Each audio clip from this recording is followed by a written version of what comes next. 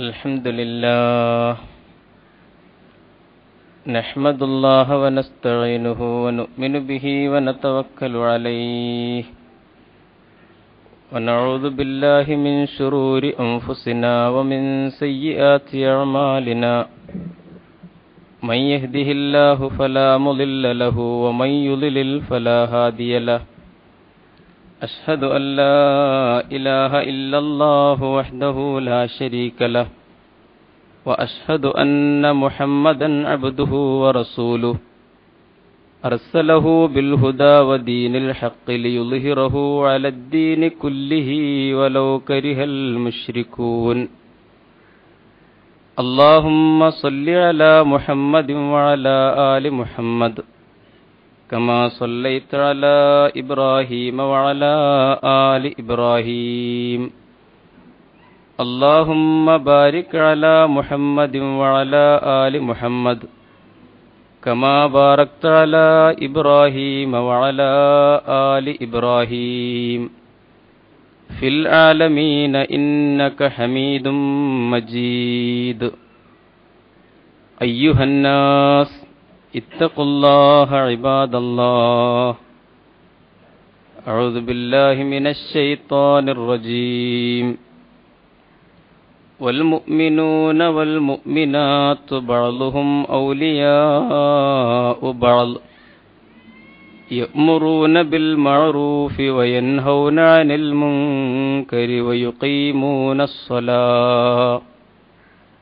ويقيمون الصلاة ويؤتون الزكاة ويطيعون الله ورسوله أولئك سيرحمهم الله إن الله عزيز حكيم صدق الله العظيم لا حول ولا قوة إلا بالله عليه توكلت وإليه أنيب رب اشرح لي صدري ويسر لي أمري واحلل عقدة من لساني يفقهوا قولي. സത്യവിശ്വാസികളായ സഹോദര സഹോദരിമാരെ, ലോകരക്ഷിതാവായ അള്ളാഹുവിൻ്റെ സന്മാർഗ ദർശനമായ ദീനുൽ ഇസ്ലാമിനെ മുറുകെ പിടിച്ചുകൊണ്ട് ജീവിതത്തിൻ്റെ എല്ലാ തലങ്ങളിലും പരമാവധി ജാഗ്രതയോടെ സൂക്ഷ്മതയോടെ മുന്നോട്ടു പോകണം എന്ന് ആദ്യമായി വസിയ്യത്ത് ചെയ്യുന്നു, ഉത്ബോധിപ്പിക്കുന്നു. അർഹമർ റാഹിമീനായ നാഥൻ നാം ഏവരെയും അനുഗ്രഹിക്കുമാറാകട്ടെ. പവിത്രമായ റമദാനിൻ്റെ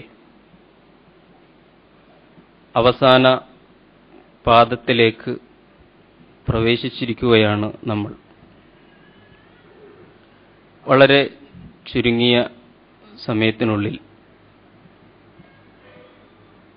നമ്മുടെ സാമ്പത്തിക ബാധ്യതകളെ സംബന്ധിച്ച ഒരു നസീഹത്ത് നൽകാൻ മാത്രമാണ് ഇന്നത്തെ ഖുതുബയിൽ ശ്രമിക്കുന്നത്. സകാത്ത് എന്നത് ഇസ്ലാമിൻ്റെ സാമ്പത്തിക സംവിധാനത്തിൻ്റെ അച്ചുതണ്ടാണ് എന്ന് നമുക്കറിയാം. ഇസ്ലാമിക സാമ്പത്തിക വ്യവസ്ഥ ഇന്ന് പഴയതിൽ നിന്ന് വ്യത്യസ്തമായി ചർച്ച ചെയ്യപ്പെട്ടുകൊണ്ടിരിക്കുന്ന ഒരു സജീവ വിഷയമാണ്. വർഷങ്ങൾക്ക് മുമ്പ് ധിഷണാശാലിയായ MP നാരായണപിള്ള കലാകൗമുദിയിൽ ഒരു ലേഖനം എഴുതിയിരുന്നു. ഇന്ത്യയുടെ സമ്പദ്ഘടന പൊന്നാനിയിൽ പോയി തൊപ്പിയിടണം എന്നാണ് അദ്ദേഹം എഴുതിയത്. അന്ന് അതൊരു കൗതുകം പകരുന്ന നിരീക്ഷണമായിരുന്നു. പക്ഷെ ഇന്ന് ഈ വിഷയം പ്രധാനമന്ത്രിമാരും ധനമന്ത്രിമാരും മുഖ്യമന്ത്രിമാരും ചർച്ച ചെയ്യുന്ന വളരെ സാധാരണമായ ഒരു കാര്യമായി തീർന്നിരിക്കുന്നു. നമുക്കറിയാം, നമ്മുടെ സംസ്ഥാന ഭരണകൂടം പോലും നമ്മുടെ കേരളത്തിലൊരു ഇസ്ലാമിക ബാങ്കിംഗ്, ഇസ്ലാമികം എന്ന വാക്ക് വളരെയൊന്നും ഹൈലൈറ്റ് ചെയ്ത് ബന്ധപ്പെട്ടവർ പറയുന്നില്ലെങ്കിലും പലിശരഹിതമായ ഒരു സാമ്പത്തിക സംവിധാനം, അതിന് മൂർത്ത രൂപം നൽകാൻ മുസ്ലിം സമുദായത്തിലെ പ്രമുഖനായ ഒരാളെ ചെയർമാനാക്കി ഒരു കമ്മിറ്റി തന്നെ ഉണ്ടായിരിക്കുകയാണ്. ഇന്നത്തെ പത്രം വായിച്ച് നിങ്ങൾക്ക് അറിയാം. ദേശീയ തലത്തിൽ പ്രധാനമന്ത്രി തന്നെ മുൻകൈയെടുത്തുകൊണ്ട് അത്തരം സംവിധാനങ്ങൾ വളരെ സജീവമായി ആലോചിച്ചുകൊണ്ടിരിക്കുന്നു. കാരണം മനുഷ്യൻ പരീക്ഷിച്ച എല്ലാ സാമ്പത്തിക ക്രമങ്ങളും, വിശേഷിച്ചും മുതലാളിത്തത്തിന്റെ പലിശാധിഷ്ഠിതമായ സാമ്പത്തിക സംവിധാനങ്ങൾ ചീട്ടുകൊട്ടാരം പോലെ തകർന്നടിഞ്ഞ വർത്തമാന സാഹചര്യത്തിലാണ് പുതിയ ബദലുകളെക്കുറിച്ചുള്ള അന്വേഷണങ്ങൾ തുടങ്ങിയത്. ആ അന്വേഷണങ്ങളുടെ മുമ്പിൽ ഏറ്റവും സജീവമായി ഉയർന്നു വന്നത് തീർച്ചയായും ഇസ്ലാമിന്റെ സാമ്പത്തിക സംവിധാനത്തെക്കുറിച്ചുള്ള ആശയങ്ങളാണ്. ഞാൻ സൂചിപ്പിക്കുന്നത് ഇസ്ലാമികമായ പലിശരഹിതമായ ഒരു സാമ്പത്തിക സംവിധാനം എന്നത് ഇപ്പോൾ നമ്മൾ മുൻകൈയെടുത്തില്ലെങ്കിൽ പോലും വളരെ സജീവമായ ഒരു ചർച്ചാ വിഷയമാണ് ലോകത്തിന്റെ മുമ്പിൽ. സകാത്ത് എന്ന് പറയുന്ന ഇസ്ലാമിക സംവിധാനത്തിന്റെ കേന്ദ്രബിന്ദു, ആ സകാത്തിനെക്കുറിച്ചുള്ള സമൂഹത്തിലെ ധാരണകളും വളരെ ഗുണപരമായി പുരോഗമിച്ചിട്ടുണ്ട് എന്നാണ് എന്റെ വിനീതമായ വിലയിരുത്തൽ. കാരണം സംഘടിതമായ സകാത്ത് എന്ന് കേൾക്കുമ്പോൾ ഹാലിളകിയിരുന്ന ഒരു കാലമുണ്ടായിരുന്നു. അതിൽ നിന്ന് സമുദായം കുറെ അധികം മാറിയിരിക്കുന്നു. വളരെ യാഥാസ്ഥിതികം എന്ന് നമ്മൾ കരുതിപ്പോരുന്ന കേന്ദ്രങ്ങളിൽ നിന്ന് പോലും ഉത്തരവാദപ്പെട്ട പണ്ഡിതന്മാർ അവരുടെ പേര് വെച്ച് സംഘടിതമായ സകാത്ത് സംവിധാനം ശാസ്ത്രീയമായി നടപ്പിലാക്കേണ്ടതിനെക്കുറിച്ച് പത്രങ്ങളിൽ എഴുതുന്ന കാലമാണ്. പലപ്പോഴും നമ്മൾ വണ്ടികളിലൊക്കെ സഞ്ചരിക്കുമ്പോൾ പള്ളികളുമായി ചേർന്നുള്ള മഹല്ല് കമ്മിറ്റി ഓഫീസുകളുടെ മുമ്പിൽ സകാത്ത് സെൽ എന്ന ബോർഡ് നമ്മൾ കാണുകയാണ്. അതുകൊണ്ട് കമ്മിറ്റിക്ക് കൊടുത്താൽ സകാത്ത് വീടുമോ എന്നിങ്ങനെയുള്ള കർമ്മശാസ്ത്ര പ്രശ്നങ്ങളൊക്കെ കാലം ഇല്ലാതാക്കിക്കൊണ്ടിരിക്കുകയാണ് എന്നാണ് പറഞ്ഞു വന്നതിന്റെ ചുരുക്കം. പക്ഷെ ഇവിടെ അടിസ്ഥാനപരമായി ലോകവും രാജ്യവും സമുദായവും ഒരുപക്ഷെ ഈ വിഷയത്തിൽ ഒരുപാട് മുന്നോട്ടു പോകുന്നു. തീർച്ചയായും അനതിവിദൂരമായ ഒരു ഭാവിയിൽ നമുക്കൊക്കെ ഏറെ സന്തോഷിക്കാൻ കഴിയുന്ന ഒരവസ്ഥയിലേക്ക് ഇത് പുരോഗമിക്കും എന്ന് നമുക്ക് വിചാരിക്കാം.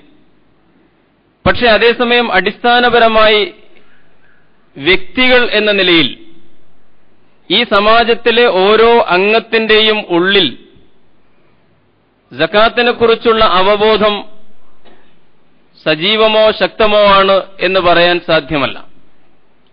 റമദാനിന്റെ ഈ അവസാനത്തെ ദിനങ്ങളിൽ എല്ലാ റിലീഫുകളും എല്ലാ ദാനധർമ്മങ്ങളും വളരെ സജീവമായി മുമ്പോട്ടു പോവുകയും ഓരോരുത്തരും മത്സരിച്ചുകൊണ്ട് സദഖകൾ ചെയ്തുകൊണ്ടിരിക്കുകയും ചെയ്യുന്ന സാഹചര്യത്തിൽ പക്ഷേ നിർബന്ധദാനത്തെ സംബന്ധിച്ച് സകാത്തിനെക്കുറിച്ചുള്ള ശരിയായ അവബോധം അല്ലെങ്കിൽ അതിന്റെ പ്രാധാന്യത്തെക്കുറിച്ചുള്ള അതിന്റെ ഗൗരവത്തെക്കുറിച്ചുള്ള ചിന്ത വ്യക്തിതലത്തിൽ എത്രമാത്രമുണ്ട് എന്ന് നമ്മൾ പരിശോധിക്കേണ്ടതായിട്ടുണ്ട്. പ്രിയമുള്ളവരെ, ആലോചിച്ചു നോക്കൂ. ഒരാൾ സകാത്തിന്റെ കാര്യത്തിൽ നിഷ്ഠ കാണിക്കുന്നില്ല, പക്ഷെ അയാൾ വ്യക്തിപരമായ ഒരുപാട് ദാനധർമ്മങ്ങളുടെ കാര്യത്തിൽ സജീവനാണ്. ഇത് പരിഹരിക്കപ്പെടേണ്ട ഒരു വൈരുദ്ധ്യമാണ്. ഫർള് നിസ്കാരങ്ങളുടെ കാര്യത്തിൽ ശ്രദ്ധയില്ലാത്ത ഒരാൾ സുന്നത്ത് നിസ്കാരത്തിൽ സജീവനാകുന്നത് പോലെ സകാത്ത് എന്ന് പറയുന്ന നിർബന്ധമായ ദാനത്തിന്റെ വിഷയത്തിൽ നിഷ്ഠയോ സൂക്ഷ്മതയോ ജാഗ്രതയോ കാണിക്കാത്ത ഒരാൾ അയാൾ സ്വതക്കകൾ ചെയ്യുന്നു, നോമ്പ് തുറപ്പിക്കുന്നു. അത്തരമൊരു വൈരുദ്ധ്യം വളരെ ഗൗരവത്തിൽ നമ്മൾ പരിഹരിക്കേണ്ടതാണ്. ഈ ഖുതുബയിൽ ചെയ്യുന്നത് വിശദാംശങ്ങളിലേക്ക് പോകാതെ സകാത്ത് സംബന്ധിച്ചുള്ള അടിസ്ഥാനപരമായ അതിന്റെ ഗൗരവത്തെയും പ്രാധാന്യത്തെയും കുറിച്ച് വിശുദ്ധ ഖുർആനും തിരുസുന്നത്തും മുമ്പിൽ വെച്ചുകൊണ്ടുള്ള ഒരു ലഘുവായ നസീഹത്ത് മാത്രമാണ്. നമുക്കറിയാം, ഇന്ന് ഇതിനെക്കുറിച്ചൊക്കെ പഠിക്കാനും അറിയാനും ഒരുപിടി സംവിധാനങ്ങളുണ്ട്. ഞാൻ പറയേണ്ടതില്ല, നല്ല പ്രഗത്ഭരായ പണ്ഡിതന്മാർ എല്ലാ സംഘടനകളിലുമുണ്ട്. ധാരാളം പ്രസിദ്ധീകരണങ്ങളുണ്ട് നമുക്കിടയിൽ. നമ്മുടെ സാങ്കേതിക സംവിധാനങ്ങൾ വികസിച്ചതോടുകൂടി വേണമെങ്കിൽ ഒരാൾക്കൊരു വിഷയത്തിൽ ഏതാണ്ട് എല്ലാ കാര്യങ്ങളും ഗ്രഹിക്കാൻ ഉതകുന്ന മദ്ഹബിന്റെ പണ്ഡിതന്മാരും ഹദീസിന്റെ പണ്ഡിതന്മാരുമൊക്കെ ജീവിച്ചിരുന്ന കാലഘട്ടത്തിൽ അവർക്കൊന്നും സാധ്യമാകാതിരുന്ന സംവിധാനങ്ങൾ ഇന്റർനെറ്റിന്റെയും കമ്പ്യൂട്ടറിന്റെയും ഈ യുഗത്തിൽ ലഭ്യമാണ്. പഴയ ഇമാമുകൾക്ക് ഹദീസുകൾ പരിശോധിക്കാനുണ്ടായിരുന്ന പ്രയാസകരമായ പ്രക്രിയകളിലേക്കൊന്നും പോകാതെ ഹദീസുകളും ആയത്തുകളും ഒക്കെ പഠിച്ചുകൊണ്ടും വിലയിരുത്തിക്കൊണ്ടും സത്യമെന്ത് എന്ന് കണ്ടെത്താൻ ഒരു പ്രയാസവുമില്ലാത്ത കാലമാണ്. അതുകൊണ്ട് നമ്മളിൽ ഓരോരുത്തരുടെയും സകാത്ത്, ഓരോ വ്യക്തിയും അല്ലാഹുവിന്റെ വഴിയിൽ ധനപരമായി നിർബന്ധമായി നിർവഹിക്കേണ്ട ബാധ്യതകളെ സംബന്ധിച്ച പഠനം തീർച്ചയായും നമ്മൾ ആ മാർഗങ്ങളിലൂടെ, ദൃശ്യശ്രാവ്യ പ്രസിദ്ധീകരണ മാധ്യമങ്ങളിലൂടെ നമ്മൾ ഓരോരുത്തരും നിർവഹിക്കണം എന്ന് വസിയത്ത് ചെയ്തുകൊണ്ട് ഒരു ഓർമ്മപ്പെടുത്തലാണ് നടത്തുന്നത്. സകാത്തിന്റെ പ്രാധാന്യത്തെക്കുറിച്ച് അധികം പറയേണ്ടതില്ല, നമുക്കൊക്കെ അറിയാം. ഇസ്ലാമിന്റെ പഞ്ചസ്തംഭങ്ങളിലൊന്നാണ് സകാത്ത്.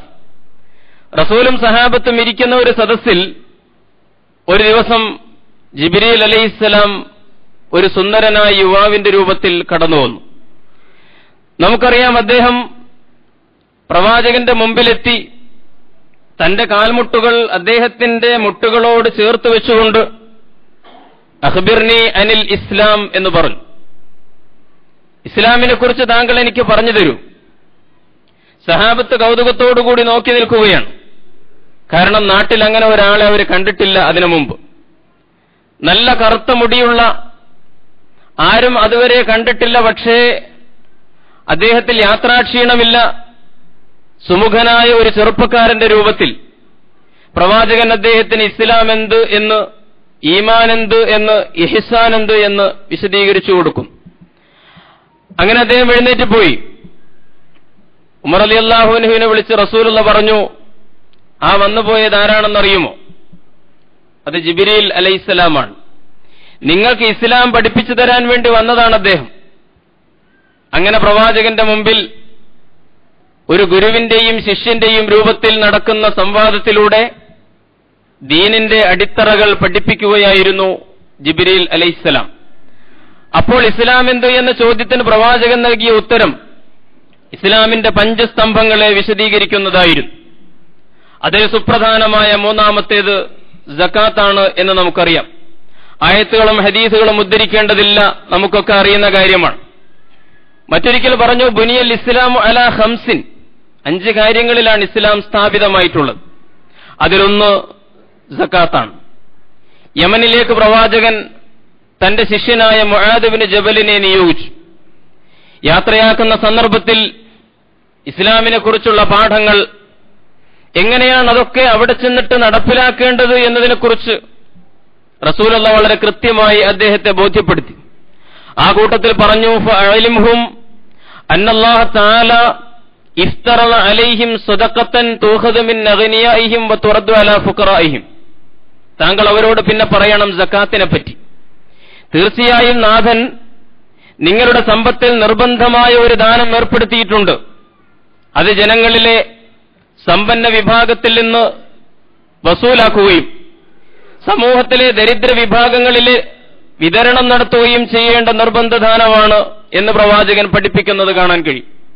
വിശുദ്ധ ഖുർആനിൽ മുഅ്മിനുകളുടെയും മുഹ്സിനുകളുടെയും അടയാളമായി അല്ലാഹു സകാത്തിനെ എടുത്തു കാണിച്ചിട്ടുണ്ട്.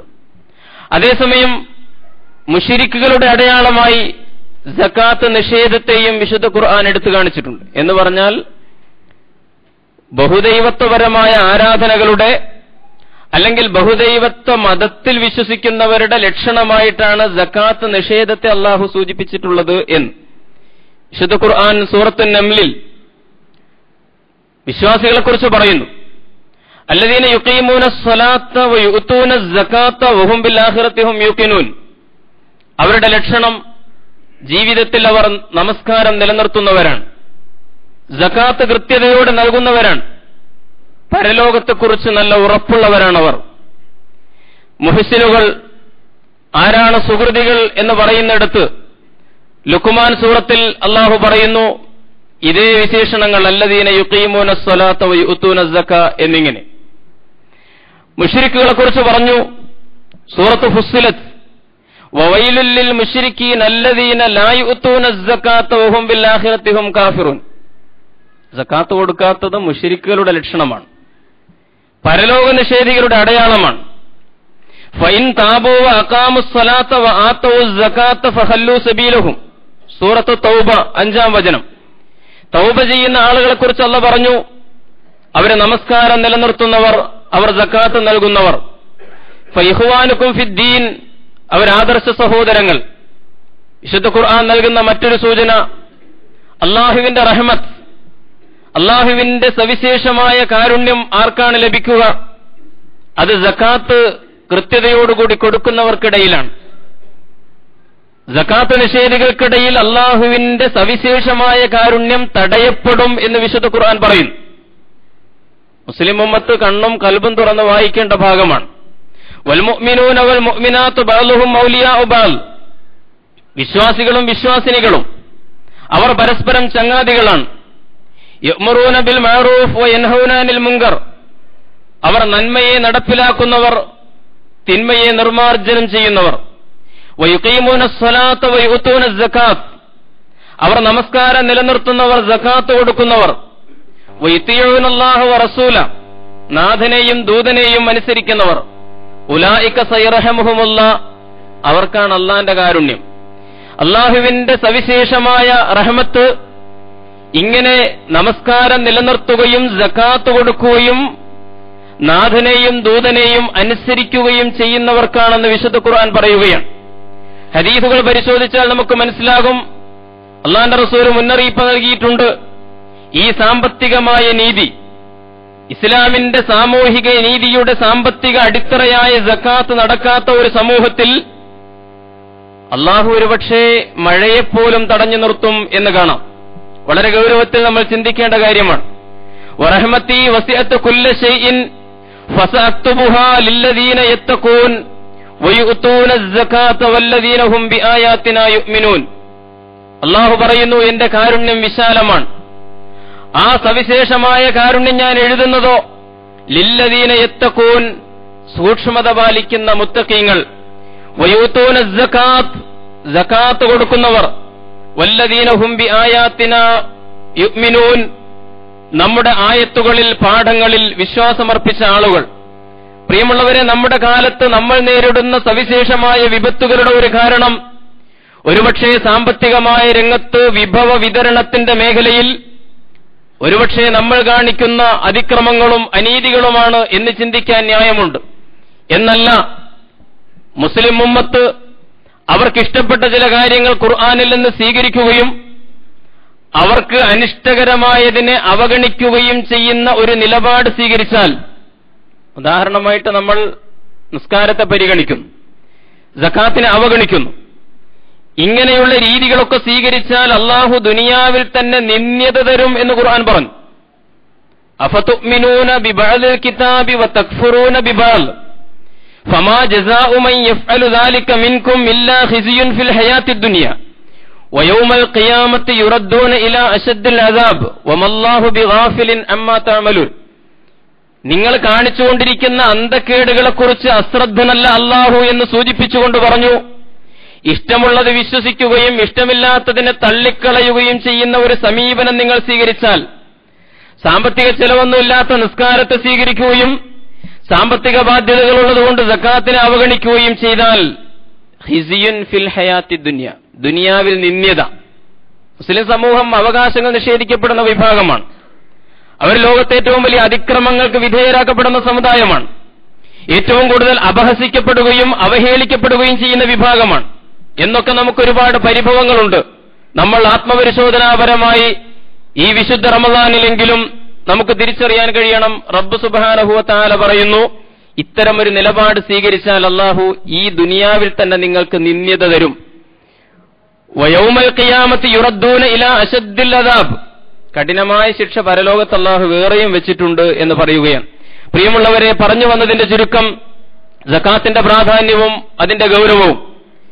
വിശുദ്ധ ഖുർആനിന്റെ ഈ മാസത്തിൽ ഖുർആൻ പാരായണം നിരന്തരം നടത്തിക്കൊണ്ടിരിക്കുന്ന നമ്മൾ, ഓരോ വക്തിലും ഒരു ഖത്തം വീതം പൂർത്തിയാക്കുന്ന എന്റെ പ്രിയപ്പെട്ട സഹോദരങ്ങളുണ്ട്. ഞാൻ സൂചിപ്പിക്കുന്നത്, ഖുർആൻ നൽകുന്ന ഈ മുന്നറിയിപ്പുകളെ വളരെ ഗൗരവത്തിലെടുക്കുവാൻ നമുക്ക് കഴിയണം. സകാത്തിന്റെ ലക്ഷ്യം എന്താണ്? രണ്ട് മുഖ്യമായ ലക്ഷ്യങ്ങളുണ്ട്. ഒന്നാമത്തേത് മനുഷ്യന്റെ മനസ്സിനെയും അവന്റെ സമ്പാദ്യത്തെയും ശുദ്ധീകരിച്ച് വളർത്തുക എന്നതാണ് സകാത്തിന്റെ ഒന്നാമത്തെ ലക്ഷ്യം. മനുഷ്യന്റെ മനസ്സിനെ സംസ്കരിക്കുക, അതാണ് പ്രധാനപ്പെട്ട ഒരു കാര്യം.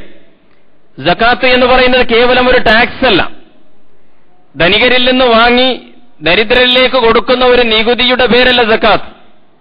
അതിൽ സംസ്കരണത്തിന്റെ ഒരു വലിയ ലക്ഷ്യമുണ്ട്. കാരണം പണവുമായി ബന്ധപ്പെട്ടാണ് മനുഷ്യന്റെ മനസ്സിലെ എല്ലാ സങ്കുചിതത്വങ്ങളും ഉണ്ടാകുന്നത്.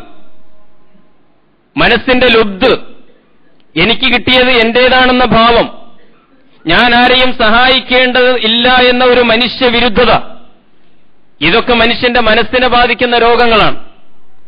ലുബ്ധിനെക്കുറിച്ച് പറയേണ്ടതില്ലല്ലോ, സ്വാർത്ഥതയെക്കുറിച്ച് പറയേണ്ടതില്ല. ഇതൊക്കെ ഏറ്റവും കൂടുതൽ വളർന്നു വന്ന ഊതിവീർപ്പിക്കപ്പെട്ട ഒരു മുതലാളിത്ത കാലത്താണ് നമ്മൾ ജീവിക്കുന്നത്. ഇത്തരം എല്ലാ മാനസിക രോഗങ്ങളുടെയും ചികിത്സയാണ് യഥാർത്ഥത്തിൽ സകാത്തും ദാനധർമ്മങ്ങളും. വിശുദ്ധ ഖുർആൻ വളരെ കൃത്യമായി പഠിപ്പിച്ചു. സകാത്ത് എന്ന വാക്ക് തന്നെ അത് സൂചിപ്പിക്കുന്നു. അത് ശുദ്ധീകരണമാണ്, വളർച്ചയാണ്. ദാരിദ്ര്യത്തെക്കുറിച്ച് പേടിയുണ്ട് മനുഷ്യന്, അതും മനസ്സിനെ ബാധിക്കുന്ന ഒരു രോഗമാണ്. ഖുർആൻ പറഞ്ഞു, ഈ പേടിയുണ്ടാക്കുന്നത് പിശാചാണെന്ന്. അശ്ശൈത്താനു യഇദുകുമുൽ ഫഖർ വയഅമുറുകും ബിൽ ഫഹ്ശാ. ആരാണ് ഈ ദാരിദ്ര്യം എന്ന് പറഞ്ഞ് നിങ്ങളെ ഭയപ്പെടുത്തിക്കൊണ്ടിരിക്കുന്നത്? നിന്റെ 100 രൂപയിൽ നിന്ന് 2.5 രൂപ കൊടുത്താൽ പിന്നെ 97.5 രൂപയല്ലേ ഉള്ളൂ, കുറഞ്ഞുപോയില്ലേ? നിന്റെ നിക്ഷേപത്തിൽ കുറവ് വന്നില്ലേ? നാളെ നിന്റെ തലമുറകൾ എങ്ങനെ ജീവിക്കും? നാളെ നീ ദാരിദ്ര്യത്തിൽ അകപ്പെട്ടു പോവുകയില്ലേ? ഇങ്ങനെ സ്വതക്കയും സക്കാത്തും കൊടുക്കാൻ തുടങ്ങിയാൽ ഇതെവിടെ എത്തും എന്നൊക്കെ നിന്റെ മനസ്സിലിരുന്നാരോ മന്ത്രണം ചെയ്യുന്നുവെങ്കിൽ അറിയണം, അശ്ശൈത്താനു യഇദുകുമുൽ ഫഖർ, പിശാചാണ് ആ മന്ത്രണം ചെയ്തുകൊണ്ടിരിക്കുന്നത് എന്ന്. പ്രിയമുള്ളവരെ, അതുകൊണ്ട് വിശുദ്ധ ഖുർആൻ പറയുന്ന സക്കാത്തിന്റെ സുപ്രധാനമായ ഒന്നാമത്തെ ലക്ഷ്യം മനുഷ്യന്റെ മനസ്സിന്റെ ശുദ്ധീകരണവും വികാസവുമാണ്. രണ്ടാമതായി അവന്റെ സമ്പാദ്യത്തിൽ നിന്ന് അഴുക്കിനെ മാറ്റി ശുദ്ധീകരിക്കും. ഒരാളുടെ സമ്പാദ്യത്തിൽ സക്കാത്തിന്റെ അംശമെന്ന് പറയുന്നത് അഴുക്കാണ്, അഥവാ മറ്റുള്ളവരുടെ അവകാശമാണ്. മറ്റുള്ളവരുടെ അവകാശമാണ്, അതാണ് ഖുർആന്റെ പ്രയോഗം. ഹക്കാണ്, അത് ധനികന്റെ ഔദാര്യമല്ല. നിങ്ങൾക്ക് 100 രൂപ മിച്ചധനമുണ്ടെങ്കിൽ അതിൽ 2.5 രൂപ അല്ലാഹു സുബ്ഹാനഹു വ തആല പാവപ്പെട്ടവന്റെ അവകാശമായി നിശ്ചയിച്ചതാണ്, നിങ്ങളുടെ ഔദാര്യമല്ല. ആ 2.5 രൂപ അവൻ അവകാശപ്പെട്ടതും കൂട്ടിയാണ് നീ ചോറ് തിന്നുന്നതെങ്കിൽ ആ പാവപ്പെട്ടവന്റെ ചോറ്റുപാത്രത്തിൽ കൈയിട്ട് തിന്നുന്നവനാണ് നീ എന്നാണ് വിശുദ്ധ ഖുർആൻ പറയുന്നത്. അത് അവന്റെ ഹക്കാണ് എന്നർത്ഥം. അപ്പോൾ സമ്പത്തിന്റെ ശുദ്ധീകരണം. സക്കാത്ത് കൊടുക്കാത്ത ഒരു മനുഷ്യൻ ഈ അഴുക്കും കൂട്ടിയാണ് തിന്നുകൊണ്ടിരിക്കുന്നത് എന്ന അവബോധം ഈ ഉമ്മത്തിനുണ്ടാകണം. എത്ര വലിയ ധനികനായാലും മറ്റു മേഖലകളിൽ എത്ര ഉദാരനായാലും അയാൾ സക്കാത്ത് കൃത്യമായി കണക്കറിഞ്ഞു കൊടുക്കാത്തവനാണെങ്കിൽ അയാൾ പാവപ്പെട്ട മുസ്ലിം ഉമ്മത്തിലെയും പുറത്തുള്ള മനുഷ്യരുടെയും അവകാശങ്ങളിൽ അവരുടെ കഞ്ഞിയിൽ കയ്യിലിട്ട് കോരിക്കുടിച്ചുകൊണ്ടിരിക്കുന്ന ഏറ്റവും വലിയ സ്വാർത്ഥനാണ് എന്നാണ് വിശുദ്ധ ഖുർആൻ പറയുന്ന മറുപടി. ഞാൻ വിശദീകരിക്കേണ്ടതില്ല, ഒരുപിടി ആയത്തുകളും ഹദീസുകളും ഉദ്ധരിക്കാൻ കഴിയും. രണ്ടാമത്തെ ലക്ഷ്യമെന്ന് പറയുന്നത് സാമ്പത്തികമായ സന്തുലനമാണ്. സമൂഹത്തിലൊരു ബാലൻസ് ഉണ്ടാകണം. വിഭവ വിതരണത്തിന്റെ കാര്യത്തിൽ, വിഭവങ്ങൾ അനുഭവിക്കുന്ന വിഷയത്തിൽ ഏറ്റവും അസന്തുലിതമാണ് നമ്മുടെ ലോകം, ഏറ്റവും അസന്തുലിതമാണ് നമ്മുടെ സാമൂഹ്യ അവസ്ഥ എന്ന് പറയുന്നത്. ഞാൻ മുമ്പൊരിക്കൽ സൂചിപ്പിച്ചുവല്ലോ, നാഷണൽ ഹൈവേയുടെ അരികിൽ കീറച്ചാക്ക് കൊണ്ട്, സാരിക കൊണ്ട്, പ്ലാസ്റ്റിക് കടലാസുകൾ കൊണ്ടുള്ള ചുമരുകളുള്ള വീടുകൾ കാണാൻ നമ്മൾ ബസ്സിൽ പോകുമ്പോൾ. ഒരുപക്ഷെ പെൺകുട്ടികൾ, പ്രായപൂർത്തിയായ പെൺകുട്ടികൾ ജീവിക്കുന്ന വീടുകൾ. പലയിടത്തും ഉപ്പമാര്, അച്ഛന്മാർ ഉറങ്ങാറില്ല. കാരണം പ്രായപൂർത്തിയായ ഒരു പെൺകുട്ടി ആ വീട്ടിലുണ്ട്, അടച്ചുറപ്പില്ലാത്ത, ചുമരും ഭിത്തിയുമില്ലാത്ത ഈ വീട്ടിൽ. അതുകൊണ്ട് അവരുടെ ചാരിത്രത്തിന് രാത്രി ഉറങ്ങാതെ കാവൽ നിൽക്കുന്ന വാപ്പമാരുണ്ട്. പക്ഷേ ഇതേ റോഡിലൂടെ നമ്മൾ പിന്നെ പോയാൽ കാണുന്നത് അംബാനിമാരുടെ ബംഗ്ലാവുകളാണ്. ഞാൻ വിശദീകരിക്കേണ്ടതില്ലല്ലോ, നമുക്കൊക്കെ അറിയുന്ന കാര്യമാണ്. ആദരണീയനായ എം.ഐ. അബ്ദുൽ അസീസ് സാഹിബ് പറയാറുള്ള ഒരു ഉദാഹരണമുണ്ട്. അദ്ദേഹം സൂചിപ്പിക്കാറുണ്ട്, മലപ്പുറത്തുനിന്ന് കുറെ ആളുകൾ ഗൾഫിൽ പോയിട്ട് അവിടെ കണ്ട ആ സംവിധാനങ്ങളൊക്കെ മലപ്പുറത്തേക്ക് കൊണ്ടുവന്നു. അറബിയുടെ ബാത്റൂം പോലുള്ള ഒരു ബാത്റൂം ഉണ്ടാവണം എന്നവന് നിർബന്ധം. അങ്ങനെ കൊട്ടാരം പോലുള്ള വീടുണ്ടാക്കി ഈ ബാത്റൂമിലേക്കൊക്കെ നമ്മൾ കയറി ചെന്നാൽ ഇതൊക്കെ എന്തിനുള്ള ഉപകരണമാണ്, ഇത് ഏത് ലോകത്താണെന്ന് പോലും സാധാരണക്കാരന് നിശ്ചയമില്ല. അത്ര ലക്ഷൂറിയസ് ആയിട്ടുള്ള ബാത്റൂമുകൾ. അദ്ദേഹം സരസമായിട്ട് പറഞ്ഞു, ഇതൊക്കെ കുറച്ചു കാലം മുമ്പ്. പക്ഷേ ഇപ്പോൾ സംഭവം നേരെ തിരിച്ചാണ്. എന്ന് പറഞ്ഞാൽ മലപ്പുറത്തെ ആളുകളുടെ വീടുകൾ സന്ദർശിക്കുന്ന അറബികൾ അവരിവിടെ വന്ന് നോക്കുമ്പോൾ കാണുന്ന ഈ ബാത്റൂം കണ്ടിട്ട് എന്നാൽ ഇതുപോലെ ഒന്ന് അവിടെ ഉണ്ടാക്കണമല്ലോ എന്ന് ചിന്തിക്കുന്ന രീതിയിൽ നമുക്കിടയിൽ ഈ ആർഭാടത്തിന്റെ ജീവിതം വളർന്നു വന്നിട്ടുണ്ട് എന്ന് ഞാൻ സൂചിപ്പിക്കുന്നത്. ഇത് വല്ലാത്ത ഒരു അസന്തുലിതത്വമാണ്, ഒരു ബാലൻസ് ഇല്ല. ഒരു ഭാഗത്ത് കുടിലുകൾ, ചാളകൾ, ചേരികൾ, മറുഭാഗത്ത് ഏറ്റവും വലിയ ബംഗ്ലാവുകൾ, കൊട്ടാരങ്ങൾ. ഇസ്ലാം ഒരിക്കലും ഇത് ആഗ്രഹിക്കുന്നില്ല എന്ന് നമ്മൾ അറിയണം. അതുകൊണ്ട് സാമ്പത്തികമായ സന്തുലനം ഉണ്ടാകണം. ഉയർന്ന ഭാഗത്തു നിന്ന് വെള്ളം താഴേക്ക് ഒഴുകുന്നത് പോലെ സമ്പന്നരുടെ സമ്പത്ത് ദരിദ്രരിലേക്ക് ഒഴുകിക്കൊണ്ടിരിക്കണം. അത് സമൂഹത്തിൽ വ്യാപിച്ചുകൊണ്ടിരിക്കണം. സമ്പത്തിന്റെ വികേന്ദ്രീകരണം നടക്കണം. സമ്പത്തിന്റെ കേന്ദ്രീകരണമല്ല സംഭവിക്കേണ്ടത്. അതുപോലെ സുപ്രധാനമായ അതിന്റെ ഭാഗമായ മറ്റൊരു ലക്ഷ്യം എന്ന് പറയുന്നത് ദാരിദ്ര്യത്തിന്റെ നിർമ്മാർജ്ജനമാണ്. പട്ടിണി കിടക്കുന്ന ഒരു മനുഷ്യനും ഉണ്ടായിക്കൂടാ. കിടന്നുറങ്ങാൻ ഒരു അടച്ചുറപ്പുള്ള വീടില്ലാത്ത ഒരു മനുഷ്യനും ഈ സമൂഹത്തിൽ ഉണ്ടായിക്കൂടാ. എല്ലാവരുടെയും പ്രാഥമിക ആവശ്യങ്ങൾ പൂർത്തീകരിക്കപ്പെടണം. അതിനാണ് തൂഖദു മിൻ അഗ്നിയായിഹിം വതുറദ്ദു ഇലാ ഫുഖറായിഹിം എന്ന് പറഞ്ഞു. ധനികരിൽ നിന്നുള്ള ഈ സമ്പത്ത് സാധാരണക്കാരിലേക്ക്, ദരിദ്രരിലേക്ക് ഒഴുകുന്ന ഒരു സംവിധാനം. ഈ രണ്ട് ലക്ഷ്യങ്ങളാണ് സക്കാത്തിനുള്ളത് എന്ന് നമ്മൾ അറിയണം. സക്കാത്തിന്റെ ലക്ഷ്യം ഇതാണെങ്കിൽ സക്കാത്തിന്റെ പ്രയോഗം അതുപോലെ തന്നെ പ്രധാനമാണ്. ആ ലക്ഷ്യം പൂർത്തീകരിക്കുന്ന രീതി ഏതോ അതാണ് പ്രയോഗത്തിൽ സ്വീകരിക്കേണ്ടത്. നമുക്കറിയാം, ഒരുപാട് കാലം മുസ്ലിം ഉമ്മത്ത് അങ്ങനെയല്ല ചെയ്തുകൊണ്ടിരുന്നത്. ഇപ്പോഴും അങ്ങനെയല്ല, പക്ഷേ കുറെ ഉണർന്നുകൊണ്ടിരിക്കുന്നുണ്ട്, സജീവമായി കൊണ്ടിരിക്കുന്നുണ്ട് എന്നത് സന്തോഷകരമായ ഒരു കാര്യമാണ്. സക്കാത്തിന്റെ ലക്ഷ്യം ദാരിദ്ര്യ നിർമ്മാർജ്ജനമാണെങ്കിൽ, സക്കാത്തിന്റെ ലക്ഷ്യം സാമ്പത്തിക സന്തുലനമാണെങ്കിൽ, സക്കാത്തിന്റെ ലക്ഷ്യം മനസ്സിന്റെ സംസ്കരണമാണെങ്കിൽ, ആത്മാവിന്റെ ശുദ്ധീകരണവും വളർച്ചയുമാണെങ്കിൽ അതിന് അനുയോജ്യമായ രീതിയിലായിരിക്കണം സക്കാത്ത് വിതരണം അഥവാ അതിന്റെ പ്രയോഗം സംഭവിക്കേണ്ടത്. അതിന് സംഘടിതമായ രീതി മാത്രമേ പ്രായോഗികമാകൂ എന്ന് ഒരൽപ്പം ചിന്തിച്ചാൽ ആർക്കും ബോധ്യമാകുന്ന കാര്യമാണ്.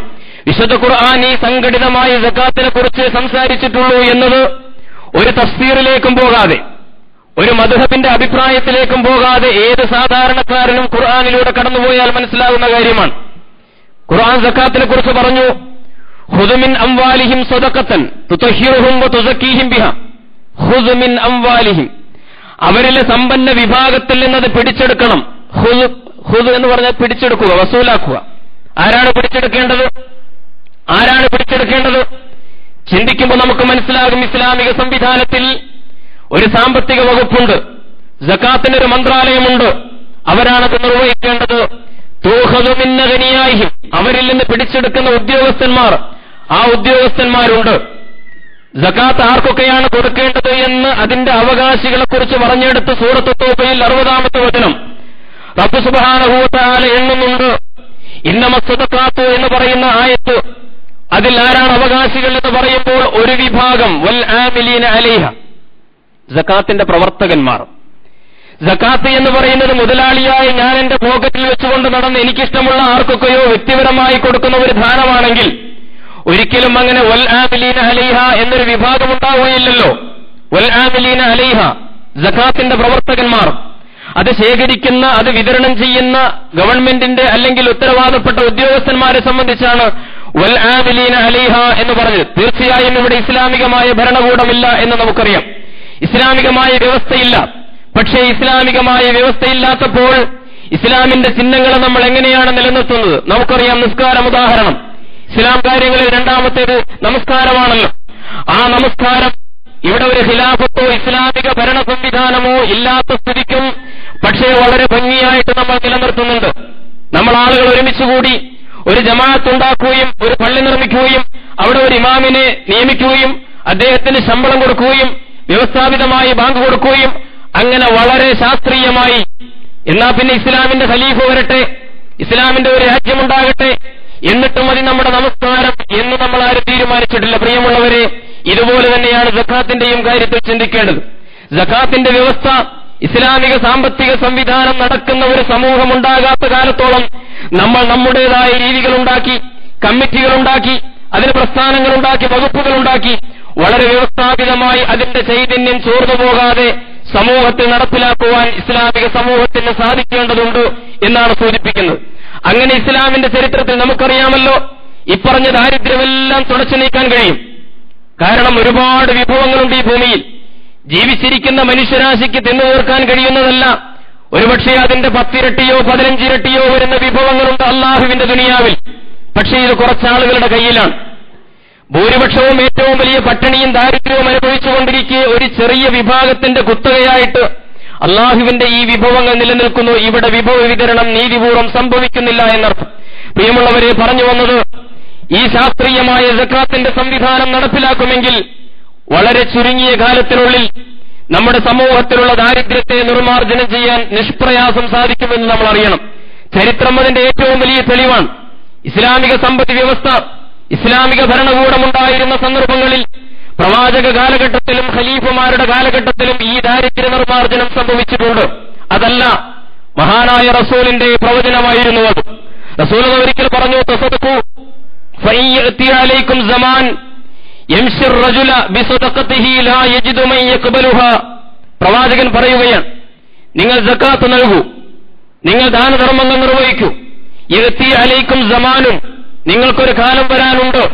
യംശിർ റജുലു ബിസദഖതിഹി, അപ്പോൾ ഒരു മനുഷ്യൻ അയാളുടെ ദാനധർമ്മവുമായിട്ട് എങ്ങനെ നടക്കും. ലാ യജിദു മൻ യഖ്ബലുഹാ, പക്ഷെ അത് സ്വീകരിക്കാൻ ഒരു പാവത്തെ അയാൾക്ക് കണ്ടുകിട്ടുകയില്ല. റസൂലുള്ള പറയുകയാണ്, 14 നൂറ്റാണ്ടുകൾക്ക് മുമ്പ് റസൂലുള്ള പറഞ്ഞു, നിങ്ങൾക്കൊരു കാലം വരും, അന്നൊരാള് ആളുകൾക്ക് കൊടുക്കാനുള്ള ധനവുമായി നടക്കും, പക്ഷെ വാങ്ങാൻ ആളുണ്ടാവുകയില്ല. ഒരാളെ സമീപിച്ചിട്ടത് കൊടുക്കാൻ ശ്രമിക്കുമ്പോൾ യഖൂലുർ റജുലു, അയാൾ പറയുകയാണ്, ലൗ ജിഅത ബിഹാ ബിൽ അംസില ഖബിൽതുഹാ ഫഅമ്മൽ യൗമ ഫലാ ഹാജത ലി ബിഹാ. ഫത്ഹുൽ ബാരിയിലുണ്ട് ഈ ഉദ്ധരണി. അദ്ദേഹം പറയുന്നു, സഹോദരാ, താങ്കൾ കുറച്ച് മുമ്പ് വരായിരുന്നില്ലേ? കഴിഞ്ഞ മാസം വന്നിരുന്നെങ്കിൽ, ഇന്നലെ വന്നിരുന്നെങ്കിൽ എനിക്കൊരുപക്ഷെ ഇത് ആവശ്യമുണ്ടായിരുന്നു, പക്ഷേ ഇപ്പോൾ എനിക്ക് യാതൊരു ആവശ്യവുമില്ലല്ലോ എന്ന് പറഞ്ഞാൽ അദ്ദേഹം സക്കാത്ത് വാങ്ങേണ്ട, ഈ ദാനധർമ്മം സ്വീകരിക്കേണ്ട ഒരവസ്ഥയിൽ നിന്ന് അദ്ദേഹം വളരെ ഉയർന്നു എന്നർത്ഥം. അങ്ങനെ ഒരു കാലം വരും എന്ന് അല്ലാഹുവിന്റെ റസൂൽ പറഞ്ഞു. അത് പറഞ്ഞതുപോലെ തന്നെ വളരെ വേഗം സംഭവിക്കുകയും ചെയ്തു. രണ്ടാം ഖലീഫ ഉമർ അൽ ഫാറൂഖ് റളിയല്ലാഹു അൻഹുവിന്റെ കാലം, മഹാനായ മുആദ് ഇബ്നു ജബൽ റളിയല്ലാഹു തആല അൻഹു അദ്ദേഹത്തിന്റെ സംസ്ഥാനത്ത് നിന്ന് പിരിച്ചെടുത്ത സക്കാത്തിന്റെ 1/3 ഭാഗം കേന്ദ്ര ബൈത്തുൽ മാലിലേക്ക് കൊടുത്തേക്കുകയാണ്. എന്ന് പറഞ്ഞാൽ ആ പ്രദേശത്ത് അത് വാങ്ങാൻ ആളില്ല എന്നർത്ഥം. എന്നിട്ട് അദ്ദേഹം അമീറുൽ മുഅ്മിനീനോട് പറഞ്ഞു, മാ വജത്തു വഹദൻ യഖുദു മിന്നി ശൈഅൻ, എന്റെ കയ്യിൽ നിന്നത് വാങ്ങിക്കൊണ്ടുപോകാൻ ഇവിടെ ആളില്ലാത്തത് കൊണ്ടാണ് ഞാൻ ഇങ്ങനെ ചെയ്യുന്നത് എന്ന്. അപ്പോൾ ചരിത്രത്തിൽ ഇത് സംഭവിച്ചതാണ് എന്ന് നമ്മൾ അറിയണം. ഇസ്ലാമിന്റെ സാമ്പത്തിക വ്യവസ്ഥയും പലിശരഹിത സംവിധാനവും ഒക്കെ നടപ്പിലാക്കാൻ ശ്രമിക്കുമ്പോൾ നമുക്ക് ചൂണ്ടിക്കാണിക്കാനുള്ള ഒരു കാര്യം ഇതാണ്. എന്ന് പറഞ്ഞാൽ ഇസ്ലാമിന്റെ മറ്റുള്ള വ്യവസ്ഥകളുമായിട്ടൊന്നും ബന്ധമില്ലാതെ നടപ്പിലാക്കേണ്ടതല്ല ഇസ്ലാമിന്റെ സാമ്പത്തിക വ്യവസ്ഥയും. അതിന്റെ മറ്റുള്ള വ്യവസ്ഥകളുമായിട്ട് ചേർന്ന് നിൽക്കുന്ന അതിന്റെ ആത്മീയ വ്യവസ്ഥ, അതിന്റെ ധാർമ്മിക വ്യവസ്ഥ, അതിനോടൊക്കെ ചേർന്ന് നിൽക്കുന്ന ഒരു സംഗതിയാണ് ഇസ്ലാമിന്റെ സക്കാത്ത് വ്യവസ്ഥയും. പ്രിയമുള്ളവരെ, പറഞ്ഞു വന്നത് ചരിത്രത്തിൽ തീർച്ചയായും തെളിയിക്കപ്പെട്ട ഒരു കാര്യമാണ്. അവസാനമായി, സക്കാത്ത് എന്ന് പറയുന്ന ഈ സംഗതിയോട് നിഷേധഭാവമാണ് ഒരാൾ പുലർത്തുന്നതെങ്കിൽ, പ്രിയമുള്ളവരെ, അതിനെക്കുറിച്ച് വിശുദ്ധ ഖുർആൻ നൽകുന്ന വളരെ ഗൗരവത്തിലുള്ള താക്കീതുകൾ നമ്മൾ ശ്രദ്ധിക്കണം. അത് പറഞ്ഞുകൊണ്ട് ഞാൻ അവസാനിപ്പിക്കുകയാണ്. മനഃപൂർവ്വം ഒരാൾ സക്കാത്തിനെ നിഷേധിച്ചാൽ, പ്രിയമുള്ളവരെ, അവിടെ ഇസ്ലാമിന്റെ വിധി അവൻ കാഫിറാണെന്നാണ്. അവൻ കാഫിറാണ്.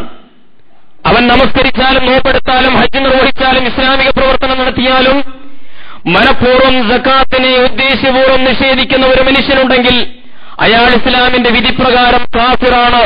അഥവാ പ്രായോഗിക മേഖലകളിലാണ് അയാൾ വീഴ്ച വരുത്തുന്നതെങ്കിൽ അയാൾ പാപിയാണ് എന്ന് ഇസ്ലാം പഠിപ്പിക്കുന്നു. വളരെ ഗൗരവത്തിൽ നമ്മൾ അറിയണം, ഒരു ഇസ്ലാമിക സംവിധാനം ഇവിടെ ഉണ്ടെങ്കിൽ സക്കാത്ത് കൊടുക്കേണ്ട ഒരു ധനികൻ അയാൾ സക്കാത്ത് കൊടുക്കുന്നില്ലെങ്കിൽ ഇസ്ലാമിക ഭരണകൂടം അയാളെ ഒരു ക്രിമിനലായിട്ടാണ് കാണുക. അയാളെ അറസ്റ്റ് ചെയ്യും എന്ന് മാത്രമല്ല, അയാളിൽ നിന്ന് കൊടുക്കാതിരുന്ന് സക്കാത്ത് വസൂലാക്കുക മാത്രമല്ല, അയാളുടെ മൊത്തം സമ്പാദ്യത്തിന്റെ പാതിയും കണ്ടുകെട്ടും എന്ന് നമ്മൾ അറിയണം. കാരണം അല്ലാഹുവിന്റെ റസൂൽ പറഞ്ഞു, വമൻ മനഅഹാ ഫഇന്നാ ആഖിദൂഹാ വശത്റ മാലിഹി അസ്മതൻ മിൻ അസ്മാത്തി റബ്ബിനാ. നമ്മുടെ രക്ഷിതാവിന്റെ നിർണയപ്രകാരം അയാളുടെ സമ്പത്തിന്റെ പാതി നമ്മൾ കണ്ടുകെട്ടുമെന്ന് അല്ലാഹുവിന്റെ റസൂൽ സല്ലല്ലാഹു അലൈഹി വസല്ലം. പ്രിയമുള്ളവരെ, അതുകൊണ്ട് ഇവിടെ അത്തരമൊരു സംവിധാനമില്ലെന്ന് കരുതി മറ്റുള്ളവരെയൊക്കെ കബളിപ്പിച്ച് ഒരുപക്ഷെ സംഭാവന ചോദിച്ചു വരുന്ന ആൾക്ക് ഒരു 50 100 അല്ലെങ്കിൽ നമ്മുടെ ഗേറ്റിന്റെ വാതിൽക്കൽ വരുന്ന ഒരാൾക്ക് 2 5 രൂപ കൊടുത്തിട്ട് ഞാൻ എന്റെ സാമ്പത്തിക ബാധ്യത നിറവേറ്റി എന്ന് സമാധാനത്തോടുകൂടി ആരെങ്കിലും ഉറങ്ങുന്നുവെങ്കിൽ അവരറിയണം, അല്ലാഹുവിന്റെ റസൂല് പറഞ്ഞ ഒരു സംവിധാനം ഇവിടെ ഉണ്ടാകുമായിരുന്നെങ്കിൽ അവരെ ക്രിമിനലായി കൈകാര്യം ചെയ്യപ്പെടുകയും അവരുടെ സമ്പത്തിന്റെ പാതിയും സമൂഹത്തിന്റെ മുമ്പിൽ അപമാനിക്കപ്പെടുമാറ് കണ്ടുകെട്ടുകയും ചെയ്യുമായിരുന്നു എന്നറിയണം. അയാളുടെ ഈമാൻ അല്ലാഹു സ്വീകരിക്കുകയില്ല, അയാളുടെ സൽക്കർമ്മങ്ങൾ അല്ലാഹു സ്വീകരിക്കുകയില്ല. അയാൾ എത്ര വലിയ നമസ്കാരക്കാരനാണെങ്കിലും. ഇബ്നു മസ്ഊദ് റളിയല്ലാഹു അൻഹു പറഞ്ഞു, ഉമിർനാ ബിഇഖാമിസ് സ്വലാത്തി വഇതാഇസ് സകാത്ത്. സകാത്തിന്റെ കാര്യത്തിലും നമസ്കാരത്തിന്റെ കാര്യത്തിലും ഞങ്ങൾ കൽപ്പിക്കപ്പെട്ടിട്ടുണ്ട്. വമൻ ലം യുസക്ക ഫലാ സ്വലാത്ത ലഹു. ആരെങ്കിലും ആ സകാത്ത് നിഷേധിച്ചാൽ, അവൻ കൊടുത്തില്ലെങ്കിൽ അവന്റെ നമസ്കാരം അല്ലാഹുവിന് ആവശ്യമില്ല, അല്ലാഹു സ്വീകരിക്കുകയില്ല. അതുകൊണ്ടൊക്കെയാണ് ഏറ്റവും മിതഭാഷിയായിരുന്ന, ഏറ്റവും സൗമ്യനായിരുന്ന, സമൂഹത്തിൽ ഏറ്റവും ദയാലുവായിരുന്ന അബൂബക്കർ സിദ്ദീഖ് റളിയല്ലാഹു അൻഹു ആയുധമെടുത്തത് ചരിത്രത്തിൽ നമുക്കറിയാം, സകാത്ത് നിഷേധികളുടെ നേരെ. ഹിജ്റ 11-ാം വർഷം ബനൂ യർബൂഅ് സമൂഹം പറഞ്ഞു, സകാത്ത് കൊടുക്കൂല എന്നല്ല അവർ പറഞ്ഞത്, സകാത്ത് ഈ വ്യവസ്ഥ പ്രകാരം കേന്ദ്ര ബൈത്തുൽ മാലിലേക്ക് ഞങ്ങൾ അടക്കുകയില്ല എന്ന് പറഞ്ഞാൽ ഇസ്ലാമിന്റെ ഈ സംഘടിതമായ സംവിധാനം പ്രവാചകന്റെ വഫാത്തോടുകൂടി അത് തീർന്നു. അതുകൊണ്ട് ഞങ്ങൾ കേന്ദ്ര ബൈത്തുൽ മാലിലേക്ക് ഞങ്ങളുടെ സകാത്ത് കൊടുത്തേക്കുകയില്ലെന്ന് പറഞ്ഞ ആ വിഭാഗത്തെ സംബന്ധിച്ചിടത്തോളം മിതഭാഷിയായ അബൂബക്കർ സിദ്ദീഖ് റളിയല്ലാഹു അൻഹു, ഏറ്റവും ദയാലുവായ പ്രവാചകന്റെ ഏറ്റവും കാരുണ്യമുള്ള ശിഷ്യൻ, പക്ഷെ അദ്ദേഹം പറഞ്ഞ വാക്കുകൾ ചരിത്രത്തിലുണ്ട്, വല്ലാഹി ലഉഖാതിലന്ന മൻ ഫറഖ ബൈന സ്വലാത്തി വസ്സകാത്ത്. അല്ലാഹുവാണ് സത്യം, നിസ്കാരത്തെയും സകാത്തിനെയും വേർതിരിക്കുന്നവരാരോ അവരോട് ഞാൻ യുദ്ധം ചെയ്യും. ഫഇന്ന സകാത്ത ഹഖുൽ മാൽ. സകാത്ത് എന്ന് പറയുന്നത് സമ്പത്തിന്റെ ബാധ്യതയാണ്. വല്ലാഹി ലൗ മനഊനി ഇഖാലൻ കാനൂ യുഅദ്ദൂനഹു ഇലാ റസൂലില്ലാഹി സ്വല്ലല്ലാഹു അലൈഹി വസല്ലം ലഖാതൽതുഹും അലാ മൻഇഹി. അബൂബക്കർ സിദ്ദീഖ് പറയുകയാണ്, അതുകൊണ്ട് പ്രവാചകന്റെ കാലത്ത് സകാത്തിനത്തിൽ കൊടുത്ത ഒരു ഒട്ടകത്തിന്റെ ഇഖാൽ, ഒട്ടകത്തിന്റെ ഒരു കയർ, ആ മൂക്ക് കയറാണ് ആരെങ്കിലും നിഷേധിക്കുന്നതെങ്കിൽ അതിന്റെ പേരിൽ അവനോട് യുദ്ധം ചെയ്യുമെന്ന് അല്ലാഹുവിന്റെ പ്രവാചകന്റെ ഖലീഫയായിരുന്ന അബൂബക്കർ സിദ്ദീഖ് റളിയല്ലാഹു അൻഹു പ്രഖ്യാപിക്കുകയുണ്ടായി. പ്രിയമുള്ളവരെ, ഇതൊക്കെ ദുനിയാവിൽ സംഭവിക്കുന്ന അപകടങ്ങൾ. ഇനി പരലോകത്ത് സംഭവിക്കാനിരിക്കുന്നതോ? വിശുദ്ധ ഖുർആനിൽ ധാരാളം ആയത്തുകളും ഹദീസുകളും ധാരാളമുണ്ട്, വിശദീകരിക്കാൻ സന്ദർഭമില്ല, സൂചിപ്പിക്കുക മാത്രമാണ്. ഖുർആൻ സൂറത്ത് തൗബ 34-35 വചനം വിശദീകരണം വേണ്ട, നമ്മുടെ മനസ്സിനെ പിടിച്ചു കുലുക്കുന്ന, ഈ വിഷയത്തിൽ എന്തെങ്കിലും വീഴ്ച സംഭവിച്ചിട്ടുണ്ടെങ്കിൽ നമ്മുടെ ഉറക്കിൽ നിന്ന് നമ്മളെ ഞെട്ടിയുണർത്തുന്ന വചനങ്ങൾ.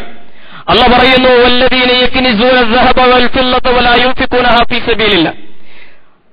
സ്വർണവും വെള്ളിയും സകാത്ത് കൊടുക്കേണ്ട ആ മുതൽ കെട്ടിപ്പൂട്ടി സൂക്ഷിച്ചു വെക്കുന്നവരുണ്ടല്ലോ, അല്ലാഹുവിന്റെ മാർഗത്തിൽ ചെലവഴിക്കാതെ, ഫബശ്ശിർഹും ബിഅദാബിൻ അലീം. നോവുന്ന ശിക്ഷ കൊണ്ട് അവർക്ക് സന്തോഷ വാർത്ത. യൗമ യുഹ്മാ അലൈഹാ ഫീ നാരി ജഹന്നം ഫതുഖ്വാ ബിഹാ ജിബാഹുഹും വജുനൂബുഹും വളുഹൂറുഹും. അവരുടെ ആ സ്വർണവും വെള്ളിയും ആ സമ്പാദ്യങ്ങളൊക്കെ നരകത്തീയിൽ പഴിപ്പിച്ചിട്ട് അല്ലാഹു അവരുടെ പാർശ്വങ്ങളിൽ, അവരുടെ മുതുകുകളിൽ, അവരുടെ മുഖങ്ങളിൽ അല്ലാഹു വെക്കും. എന്നിട്ട് പറയും, ഹാദാ മാ കനസ്തും ലിഅൻഫുസിക്കും. നിങ്ങൾ ആർക്കു വേണ്ടി എന്താണോ സമ്പാദിച്ചത് ആ സമ്പാദ്യമാണിത് എന്നവരോട് പറയും. ഫദൂഖൂ മാ കുന്തും തക്നിസൂൻ. നിങ്ങൾ നിങ്ങൾക്ക് വേണ്ടി ഡെപ്പോസിറ്റ് ചെയ്ത, മറ്റൊരാൾക്ക് കൊടുക്കാതെ പിടിച്ചുവെച്ച സമ്പത്തുണ്ടല്ലോ, നിങ്ങളുടെ ആ നിക്ഷേപമാണിത് എന്ന് പറഞ്ഞിട്ട് ഫദൂഖൂ, അതുകൊണ്ട് നിങ്ങൾ അനുഭവിക്കൂ, അതുകൊണ്ട് നിങ്ങൾ ആസ്വദിക്കൂ എന്നല്ലാഹു പറയും. വലാ യഹ്സബന്ന അല്ലദീന യബ്ഖലൂന ബിമാ ആതാഹുമുല്ലാഹു മിൻ ഫളിഹി ഹുവ ഖൈറൻ ലഹും. നിങ്ങളിങ്ങനെ അള്ളാന്റെ മാർഗത്തിൽ ചെലവഴിക്കാതെ പിശുക്ക് കാണിച്ചു വെച്ചിട്ടുള്ള ആ സമ്പത്തുണ്ടല്ലോ, നിങ്ങളാരും തെറ്റിദ്ധരിക്കരുത്, ഹുവ ഖൈറൻ ലഹും, അത് നിങ്ങൾക്ക് ഗുണകരമാണ് എന്ന്. ബൽ ഹുവ ശർറുൽ ലഹും, അത് നിങ്ങൾക്ക് നാശമാണ്, ദോഷമാണ്, ദുരന്തമാണ്. സയുതവ്വഖൂന മാ ബഖിലൂ ബിഹി യൗമൽ ഖിയാമ, അന്ത്യനാളിൽ അല്ലാഹു ഇത് നിങ്ങൾക്ക് കണ്ഠാഭരണമായിട്ട് അണിയിക്കും എന്ന് വിശുദ്ധ ഖുർആൻ പറയുകയാണ്. അതെങ്ങനെയെന്ന് റസൂലുള്ളാഹി വിശദീകരിച്ചിട്ടുണ്ട്. മൻ അതാഹുല്ലാഹു മാലൻ, ഒരാൾ അല്ലാഹുവിന്റെ മുമ്പിൽ വന്ന് പരലോകത്ത് ധനവുമായി, ഫലം യുഅദ്ദി സകാത്തഹു, അവൻ തന്റെ സമ്പത്തിന്റെ സകാത്ത് കൊടുക്കാത്തവനാണ്. മുസ്ലില ലഹു യൗമൽ ഖിയാമത്തി ശുജാഅൻ നഖറ ലഹു സബീബതാനി യുതവ്വിഖുഹു യൗമൽ ഖിയാമ ثم يأخذ بالهزمتيه ثم يقول انا مالك انا كنزك. ഇമാം ബുഖാരി രേഖപ്പെടുത്തിയ ഹദീസ്. റസൂലുള്ളാഹി പറയുകയാണ്, സകാത്ത് കൊടുക്കാത്ത ഈ മനുഷ്യനെ പരലോകത്ത് കൊണ്ടുവരും. അല്ലാഹു സുബ്ഹാനഹു വ തആല അവന്റെ ഈ സമ്പാദ്യത്തെ ഒരു ഉഗ്രസർപ്പത്തിന്റെ രൂപത്തിലാക്കിയിട്ടുണ്ടാകും. ആ വിഷമുള്ള ഉഗ്രസർപ്പം, 2 കറുത്ത പുള്ളികളുണ്ടതിന്, വിഷം ചീറ്റുന്ന ഉഗ്രസർപ്പമാണ്.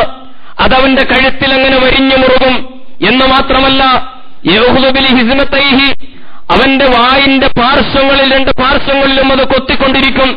സുമ്മ യഖൂലു, എന്നിട്ട് പറയും, അന മാലുക അന കൻസുക, ഞാനാണ് നിന്റെ ധനം, ഞാനാണ് നിന്റെ പണം, ഞാനാണ് നിന്റെ നിക്ഷേപം എന്ന് പറഞ്ഞുകൊണ്ടിരിക്കും എന്ന്. അതുകൊണ്ട് സഹാബത്ത് ഇതിന്റെ ഗൗരവം തിരിച്ചറിഞ്ഞിരുന്നു. ആ ഗൗരവത്തിൽ ആരെങ്കിലും എവിടെയെങ്കിലും അശ്രദ്ധ കണ്ടാൽ സഹാബത്ത് ഉണർത്തിയിരുന്നു. മഹാനായ അഹ്നഫ് റളിയല്ലാഹു തആല അൻഹു പറയുകയാണ്, ഒരിക്കൽ ഖുറൈശികളിലെ ധനികന്മാരുടെ കൂടെ ഞാൻ ഇരിക്കുകയായിരുന്നു. അപ്പോഴാണ് അബൂദർ റളിയല്ലാഹു അൻഹു കടന്നു വരുന്നത്. അബൂദർ ധരിച്ചിട്ടുള്ളത് വളരെ പരുക്കനായ ഒരു വസ്ത്രമാണ്. അദ്ദേഹം വിളിച്ചു പറഞ്ഞു, ഈ സമ്പന്നരെ കേൾക്കാൻ വേണ്ടി പറഞ്ഞു, ബശ്ശിരിൽ കാലിഫീന ബിറഫ്ലിൻ യുഹമാ അലൈഹി ഫീ നാരി ജഹന്നം സുമ്മ യൂളു അലാ ഹലമത്തി തദീ അഹദിഹിം. എന്തൊരു വാക്കുകളാണ്! വിശ്വാസിയായ മനുഷ്യനെ സംബന്ധിച്ചിടത്തോളം ഞെട്ടിപ്പിക്കുന്ന വാക്കുകൾ. അദ്ദേഹം പറഞ്ഞു, ഈ സമ്പത്ത് കൂട്ടിവെക്കുന്ന ആളുകളുണ്ടല്ലോ, സ്വർണവും വെള്ളിയും കറൻസിയുമൊക്കെ, അവർ സന്തോഷിച്ചുകൊള്ളുക. അല്ലാഹു സുബ്ഹാനഹു വ തആല നാളെ ഒരു കല്ല് കൊണ്ടുവരും. ആ കല്ലിനെ നരകത്തിയിൽ അവൻ പഴിപ്പിക്കും. സുമ്മ യൂളു അലാ ഹലമത്തി തദീ അഹദിഹിം. അദ്ദേഹം പറഞ്ഞു, അതാ മനുഷ്യന്റെ മുലഞ്ഞെട്ടുകളിൽ അല്ലാഹുവിന്റെ മലക്കുകൾ വെക്കും. ഹത്താ യുഖ്റജ മിൻ നുഗ്ലികതിഹി, അവന്റെ തോളിലുള്ള തരുണാസ്ഥിയിലൂടെ അത് പുറത്തു വരും. വയൂളു അലാ നുഗ്ലികതിഹി ഹത്താ യഖ്റജ ഫീ ഹലമത്തി തദീഹി. തിരിച്ചും അല്ലാഹു ചെയ്യും. അവന്റെ തോളിൽ അത് വെക്കും, അതവന്റെ മുലഞ്ഞെട്ടുകളിലൂടെ പുറത്തു വരും. യതസൽസലു, അദ്ദേഹം പറയുന്നു, യതസൽസലു, അതുകൊണ്ട് സഹിക്കാനാവാത്ത വേദനയാൽ സകാത്ത് കൊടുക്കാത്ത ഈ മനുഷ്യൻ അവിടെ പുളയുന്ന കാഴ്ചയാണ് ഉണ്ടാവുക. പ്രിയമുള്ളവരെ, അവസാനിപ്പിക്കുകയാണ്. വ്യക്തികളെ സംബന്ധിച്ചിടത്തോളം നമ്മുടെ സകാത്ത്, ആ സകാത്തിൽ നിന്ന് ഏതെങ്കിലും ഒരു അംശം അനുഭവിച്ചുകൊണ്ടാണ്, ആസ്വദിച്ചുകൊണ്ടാണ് ജീവിക്കുന്നതെങ്കിൽ ഇത്ര വലിയ ഗുരുതരമായ പാപത്തിലാണ് നമ്മുടെ ജീവിതത്തെന്ന് നമ്മൾ തിരിച്ചറിയണം. അവിടെ സൽക്കർമ്മങ്ങളോ നമസ്കാരമോ നോമ്പോ ഇസ്ലാമിക പ്രവർത്തനമോ സ്വീകരിക്കാതിരിക്കുമാർ അല്ലാഹു അത് ഗൗരവത്തിൽ കാണും. മറ്റൊരു കാര്യം, സമൂഹത്തിലെ നേതൃത്വങ്ങൾ ശ്രദ്ധിക്കണം, പ്രസ്ഥാന നേതൃത്വങ്ങൾ ശ്രദ്ധിക്കണം, മഹല്ല് നേതൃത്വങ്ങൾ ശ്രദ്ധിക്കണം. എങ്ങനെയാണോ അല്ലാഹുവിന്റെ റസൂൽ ഇത് നടപ്പിലാക്കിയത് അതുപോലെ നടപ്പിലാക്കാൻ അവർ മുൻകൈയെടുക്കണം. ഏറ്റവും അനുകൂലമായ കാലമാണ്. എല്ലാവരും ഇസ്ലാമിന്റെ ഈ സാമ്പത്തിക വ്യവസ്ഥയിലേക്കും സകാത്തിലേക്കും പഠിക്കാനും അറിയാനും അന്വേഷിക്കാനുമുള്ള ഒരു കൗതുകത്തോടുകൂടി മുതലാളിത്തത്തിന്റെ തകർച്ചയുടെ ഈ കാലഘട്ടത്തിൽ നോക്കിക്കൊണ്ടിരിക്കുമ്പോൾ സംഘടനയുടെ നേതാക്കൾക്ക്, മഹല്ലുകളുടെ നേതൃത്വങ്ങൾക്ക്, പണ്ഡിതന്മാർക്ക് അല്ലാഹുവിന്റെ പ്രവാചകൻ നടപ്പിലാക്കി ഈ ദാരിദ്ര്യ നിർമ്മാർജ്ജനത്തിന്റെ മനസ്സംസ്കരണത്തിന്റെ സകാത്ത് വ്യവസ്ഥയെ പരമാവധി സംഘടിതമായി സമൂഹത്തിൽ നടപ്പിലാക്കാൻ അവർ ശ്രദ്ധിക്കണം. റസൂലുള്ളാഹി നിസ്കരിച്ചതുപോലെയാണല്ലോ നിസ്കരിക്കുന്നത് എങ്കിൽ സകാത്ത് എങ്ങനെ നടപ്പിലാക്കിയോ അതുപോലെയാണ് നടപ്പിലാക്കേണ്ടത്. സ്വല്ലൂ കമാ റഅയ്തുമൂനി ഉസല്ലി, ഞാൻ എങ്ങനെയാണ് നിസ്കരിച്ചത് അതുപോലെ നിങ്ങളും ചെയ്യൂ എന്നാണല്ലോ പറഞ്ഞത്. ഇതുപോലെ തന്നെയാണ് ഹജ്ജ് നിർവഹിക്കുന്നത്, ഇതുപോലെ തന്നെയാണ് നോമ്പ് നിർവഹിക്കുന്നത്. എങ്കിൽ അതുപോലെ പ്രവാചകൻ നടപ്പിലാക്കിയതുപോലെ തന്നെ ഈ സകാത്ത് നടപ്പിലാക്കാൻ കഴിയണം. പ്രത്യേകിച്ചും അതിന്റെ രീതിയൊക്കെ സമൂഹത്തിൽ നിന്ന് അപ്രത്യക്ഷമായ ഈ കാലഘട്ടത്തിൽ അല്ലാഹുവിന്റെ റസൂൽ നടപ്പിലാക്കിയ സകാത്ത് വ്യവസ്ഥയെ ഒറ്റയും തെറ്റയുമായിട്ടല്ലാതെ ഒരു സമൂഹത്തിന്റെ ചിഹ്നമായി കാണാൻ കഴിയാത്ത ഈ കാലഘട്ടത്തിൽ അത് വലിയ പുണ്യകർമ്മമാണ് എന്ന് നേതൃത്വങ്ങളും വിവരമുള്ളവരും അതുപോലെ മഹല്ല് നേതൃത്വങ്ങളും തിരിച്ചറിയണം. മൻ തമസ്സക സുന്നത്തി ഇൻദ ഫസാദി ഉമ്മത്തി, എന്റെ സമൂഹം ശിഥിലമായി പോകുന്ന കാലത്ത്, നാശത്തിലേക്കും അധപ്പതനത്തിലേക്കും പോകുമ്പോൾ എന്റെ സുന്നത്തിനെ മുറുകെ പിടിക്കുന്നവർ ഫലഹു മിസ്ല അജ്റി മിഅത്തി ഷഹീദ്, 100 രക്തസാക്ഷിയുടെ പ്രതിഫലം പുണ്യമുണ്ടയാൾക്ക് എന്ന് അള്ളാഹുവിന്റെ റസൂൽ സല്ലല്ലാഹു അലൈഹി വസല്ലം നമുക്ക് സന്തോഷ വാർത്ത അറിയിച്ചിരിക്കുന്നു. അതുകൊണ്ട് വ്യക്തികൾ അവരുടെ സക്കാത്തിന്റെ കാര്യത്തിൽ, ഞാൻ നേരത്തെ പറഞ്ഞല്ലോ, ഒരുപാട് സംവിധാനങ്ങളുണ്ട് മനസ്സിലാക്കാൻ, കണക്കുകളൊക്കെ മനസ്സിലാക്കാൻ. പണ്ഡിതന്മാരോട് ചോദിച്ചുകൊണ്ടും അത്തരം ക്ലാസുകളിൽ പങ്കെടുത്തുകൊണ്ടും അത്തരം കാസറ്റുകളൊക്കെ വാങ്ങിയത് കണ്ടുകൊണ്ടും പഠിച്ചുകൊണ്ടും നമ്മുടെ സക്കാത്തിൽ ഒരു അഴുക്കിന്റെ അംശം പോലുമില്ലെന്ന് ഉറപ്പുവരുത്താൻ വ്യക്തികൾ മുന്നോട്ട് വരണം. മഹല്ല് നേതൃത്വങ്ങളും സംഘടനാ സംവിധാനങ്ങളും അള്ളാഹുവിന്റെ റസൂൽ നടപ്പിലാക്കിയ ഈ സക്കാത്ത് വ്യവസ്ഥയെ ശാസ്ത്രീയമായി നടപ്പിലാക്കാൻ മുന്നോട്ട് വരണം. കാര്യങ്ങൾ മനസ്സിലാക്കാൻ റബ്ബ് സുബ്ഹാനഹു വ തആല നമ്മെ അനുഗ്രഹിക്കുമാറാകട്ടെ. അൽഹംദുലില്ലാഹിൽ കരീമിൽ മഅബൂദ് വഅശ്ഹദു അല്ലാ ഇലാഹ ഇല്ലല്ലാഹുർ റഹീമുൽ മഹ്മൂദ് വഅശ്ഹദു അന്ന മുഹമ്മദൻ അബ്ദുഹു വറസൂലുഹു അഷ്റഫുൽ മൗലൂദ്. اللهم صل وبارك على محمد وعلى آل محمد يا أيها الذين آمنوا اتقوا الله حق تقاته ولا تموتن إلا وأنتم مسلمون. പ്രിയമുള്ളവരെ, റമദാനിന്റെ അവസാന 10 നമ്മളുള്ളത്. ഞാൻ പരത്തി പറയേണ്ടതില്ല, നിങ്ങൾക്കൊക്കെ അറിയാം. ഏറ്റവും ശ്രേഷ്ഠമായ ദിനങ്ങളിലൂടെയാണ് നമ്മൾ കടന്നുപോകുന്നത്. ഈ മാസത്തിന്റെ ഏറ്റവും വലിയ സവിശേഷതയായ ലൈലത്തുൽ ഖദറിന്റെ സമ്മാനം അള്ളാഹു ഒരുക്കി വെച്ചിരിക്കുന്നത് ഈ കാലയളവിലാണ് എന്ന് നമുക്കറിയാം. പരമാവധി അത് നമുക്ക് ലഭിക്കണം എന്ന് ഓരോരുത്തരും ആഗ്രഹിക്കുകയും അതിനായി പണിയെടുക്കുകയും ചെയ്യണം. ഇമാം ബുഖാരി രേഖപ്പെടുത്തിയ ഹദീസ് റസൂലുള്ളാഹി ഈ കാലഘട്ടത്തിൽ എങ്ങനെയായിരുന്നു എന്ന് വിശദീകരിക്കുന്നുണ്ട്. പ്രവാചകൻ പറഞ്ഞു, തഹറു ലൈലത്തുൽ ഖദർ ഫിൽ വിത്രി മിനൽ അശ്റിൽ അവാഖിരി മിൻ റമളാൻ. അവസാനത്തെ 10 നിങ്ങൾ ലൈലത്തുൽ ഖദറിനെ പ്രതീക്ഷിക്കണം. ആയിഷ ബീവി റളിയല്ലാഹു തആല അൻഹ പറഞ്ഞു, പ്രവാചകൻ ഏറ്റവും കൂടുതൽ കാന റസൂലുള്ളാഹി സ്വല്ലല്ലാഹു അലൈഹി വസല്ലം യജ്തഹിദു ഫിൽ അശ്റിൽ അവാഖിർ മാ ലാ യജ്തഹിദു ഫീ ഗൈരിഹി. ഇമാം മുസ്ലിം രേഖപ്പെടുത്തിയ ഹദീസ്. മറ്റൊരു കാലഘട്ടത്തിലും റസൂലുള്ളാഹി ഇത്രമാത്രം അധ്വാനിക്കുന്നത്, കഠിനാധ്വാനം ചെയ്യുന്നത് കണ്ടിട്ടില്ല. അങ്ങനെ പ്രവാചകൻ അതിനായിട്ട് ഒരുങ്ങുമായിരുന്നു. ഇദാ ദഖലൽ അശ്ർ, ഈ 10 ആരംഭിച്ചാൽ ശദ്ദ മിസ്റഹു വഅഹിയ ലൈലഹു വഅയ്ഖല അഹ്ലഹു, പ്രവാചകൻ അരയും തലയും മുറുക്കി രംഗത്ത് വരും. രാത്രികളെ അള്ളാഹുവിന്റെ റസൂൽ സജീവമാക്കും.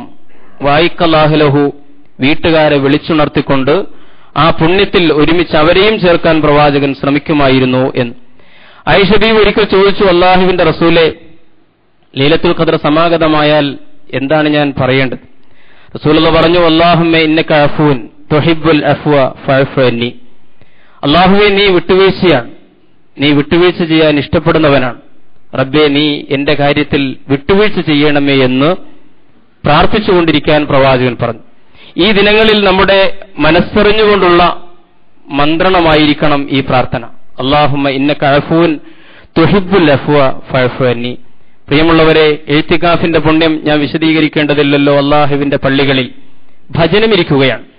വിശ്വാസിയായ മനുഷ്യൻ, നാഥൻ എനിക്ക് പുറത്തു തരണം, എന്റെ പാപഭംഗിലമായ ജീവിതത്തെ മാറ്റിയെടുത്തുകൊണ്ട് പുതിയൊരു ജീവിതത്തിന് തുടക്കം കുറിക്കാൻ എനിക്ക് കഴിയണം.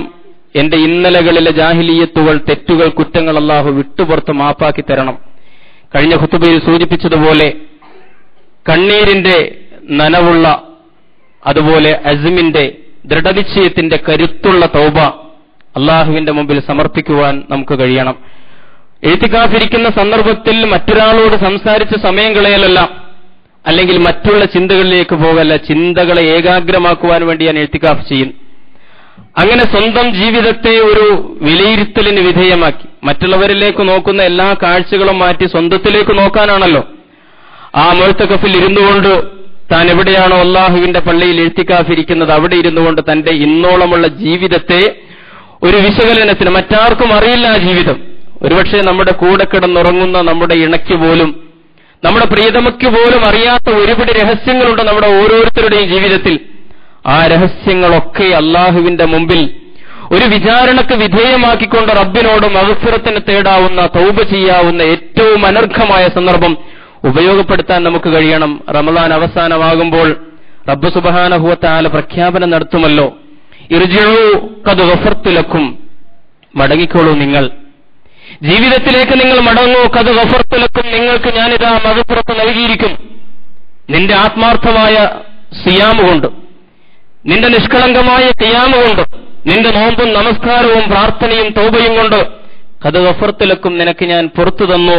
വബദ്ദൽതു സയ്യിആതികും ഹസനാത്ത്, നിന്റെ തിന്മകൾക്കെല്ലാം പകരം ഞാനിതാ നന്മ രേഖപ്പെടുത്തുന്നു എന്ന് പറഞ്ഞിട്ട് അള്ളാഹുവിന്റെ വിളംബരം, അതാണ് റിസൾട്ട് എന്ന് പറയുന്നത്.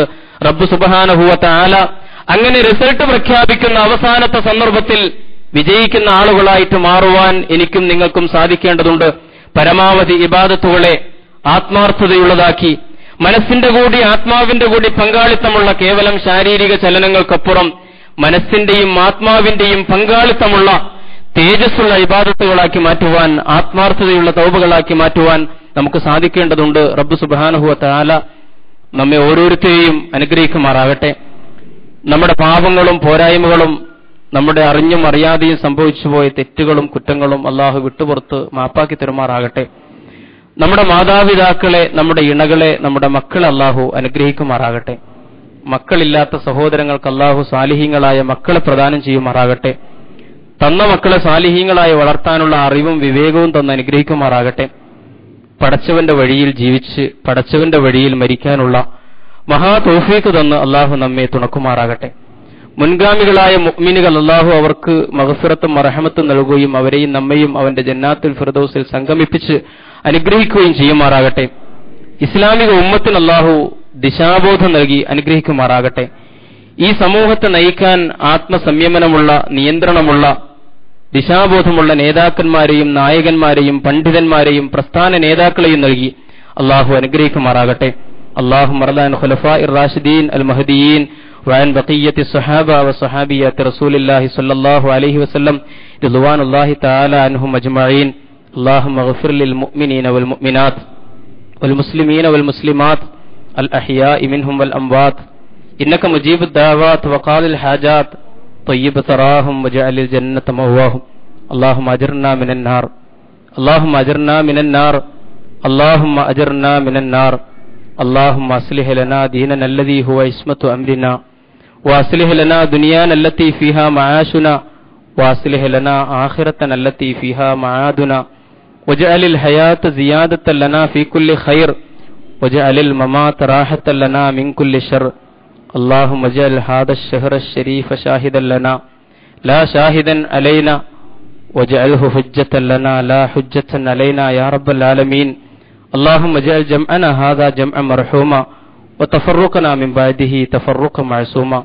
ربنا تقبل منا إنك أنت السميع العليم وتب علينا إنك أنت التواب الرحيم واغفر لنا إنك أنت الغفور الرحيم وارحمنا بأنواع رحمتك يا أرحم الراحمين.